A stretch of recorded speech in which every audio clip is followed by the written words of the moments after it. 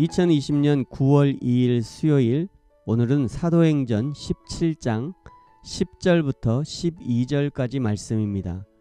제가 가진 성경은 신약성경 217면에 나와 있습니다. 10절부터 12절까지 말씀. 밤에 형제들이 곧 바울과 실라를 베레아로 보내니 그들이 이르러 유대인의 회당에 들어가니라. 베레아에 있는 사람들은 데살로니가에 있는 사람들보다 더 너그러워서 간절한 마음으로 말씀을 받고 이것이 그러한가 하여 날마다 성경을 상고하므로 그 중에 믿는 사람이 많고 또 헬라의 귀부인과 남자가 적지 아니하나. 아멘. 베레아의 교회와 성도들은 오늘 읽은 사도행전 17장에 아주 잠깐 언급됩니다. 사도 바울이 데살로니가에서 도망치면서 거쳐서 간 곳이 베레아였습니다.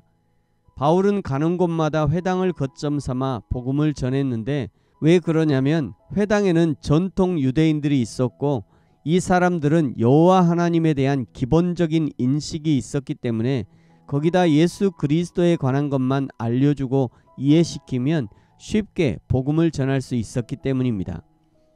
뿐만 아니라 바울은 자신의 민족인 이스라엘 민족 유대인들이 예수 그리스도를 믿어 영생의 축복을 얻기를 간절히 원했었습니다. 로마서 9장에서 바울의 간절한 마음을 엿볼 수 있는데요. 3절에 보시면 나의 형제 곧 고륙의 친척을 위하여 내 자신이 저주를 받아 그리스도에게서 끊어질지라도 원하는 바로라. 물론 자신이 이방인의 사도로 부르심을 받았지만 그렇다고 해서 자기의 동족인 유대인들을 모른 척 할 수는 없었던 것입니다. 그래서 가는 곳마다 먼저 유대인들에게 복음을 전하고 그 다음 이방인들에게 복음을 전했습니다. 베레아에서도 먼저 유대인의 공동체 회당에 들어간 것입니다. 그 회당에서도 성경 즉 구약 성경을 강론하면서 예수 그리스도를 증명해내는 작업을 했던 것이죠. 지금도 어떤 사람들은 구약은 필요 없다고 주장하는 사람들이 있습니다. 또 어떤 사람은 구약은 신약을 가져오기 위한 도구쯤으로 생각하는 사람들이 있습니다. 그러나 우리가 성부 하나님, 성자 예수님, 성령 하나님을 제대로 알기 위해서는 반드시 구약을 알아야 합니다.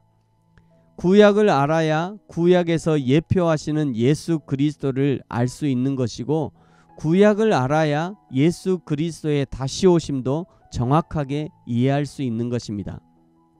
사도 바울은 가말리엘 문화에서 구약 성경을 공부했었고 가말리엘의 수제자라고 말합니다.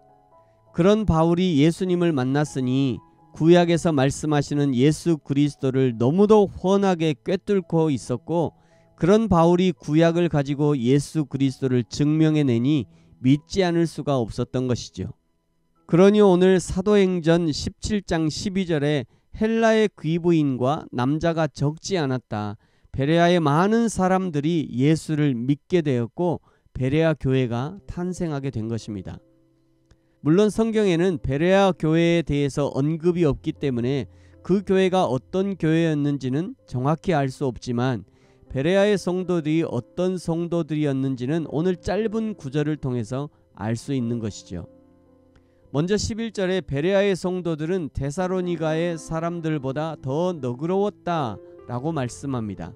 데살로니가는 로마 정치인들이 주도하고 급조된 신도시였고 그래서 퇴역 군인들이 많이 이주했었고 그러다 보니 그들은 개인적 자존심이 대단했었고 군인의 특징이 자기들의 생각을 잘 바꾸지 않는 것이었습니다. 그러니 바울이 들려주는 신지식, 예수 그리스도에 대한 지식이 그들에게 잘 전달되지 않았고 그러니 바울이 전하는 예수 그리스도에 대해서 세상을 어지럽히는 자들이라고 튕겨내는 일들이 있었던 것이죠. 우리도 성경을 읽고 묵상하고 배워갈 때 늘 이전에 배웠던 틀에서 벗어나기를 싫어하고 불편해하는 경우들이 있습니다. 그러나 성경을 대할 때 조금 더 열린 마음으로 성경을 대할 필요가 있습니다. 오늘 새롭게 배우는 것을 불편하게 여기고 도무지 받아들이지 않는다면 우리는 늘 변하지 않는 모습으로 그 자리에 있을 수 있지만 그러나 한 발짝 앞으로 나아가는 것은 어려울 수 있습니다. 두 번째, 베레아 성도들은 간절한 마음으로 말씀을 받고 그리고 그 말씀을 날마다 상고했다고 말씀합니다. 요즘 마음껏 교회에 못 가고 예배도 못하고 말씀도 마음껏 듣지 못하니 성도들의 갈급함이 최고조에 달한 것 같습니다. 그렇다고 아무거나 닥치는 대로 듣고 보고해서는 안 됩니다. 간절하고 갈급함을 갖되 그 말씀을 상고해보는 작업이 반드시 필요한 것이죠. 여기 상고하다는 단어는 헬라어로 아나크리노라는 단어인데 자세히 조사하다라는 의미를 담고 있습니다. 우리도 말씀을 들을 때 그냥 아멘, 목사님이 말씀하시는 것이니 무조건 아멘 해서는 안 되고, 목사님의 말씀이 정말 맞는지 스스로 찾아보고 묵상하고, 주석이나 성경 사전은 아니더라도 적어도 오늘 본문의 말씀을 그대로 그 의미대로 전달하고 있는지는 확인해 봐야 합니다. 베레아 성도들이 그렇게 했다는 것이에요. 바울이 지나고 보니 베레아의 성도들은 특별한 문제가 없었습니다. 이단에 빠지지도 않았고 고린도 교회처럼 문제를 일으킨 것도 아니고 갈라디아 교회처럼 바울의 사도성을 의심한 것도 없고 그저 성경을 깊이 묵상하고 상고하고 연구하고, 그러니 문제가 될 일이 없었던 것이죠. 그래서 바울이 편지를 보낼 필요도 사역자를 파송할 필요도 없었는지도 모를 일입니다. 사랑하는 성도 여러분, 저와 여러분도 베레아의 성도들처럼 너그럽고 간절한 마음으로 말씀을 받고 그리고 그 말씀을 날마다 깊이 상고하여 여호와 하나님이 기뻐하시는 성도의 삶, 신앙의 삶을 살아내는 저와 여러분이 되어지기를 예수님의 이름으로 축복합니다. 아멘.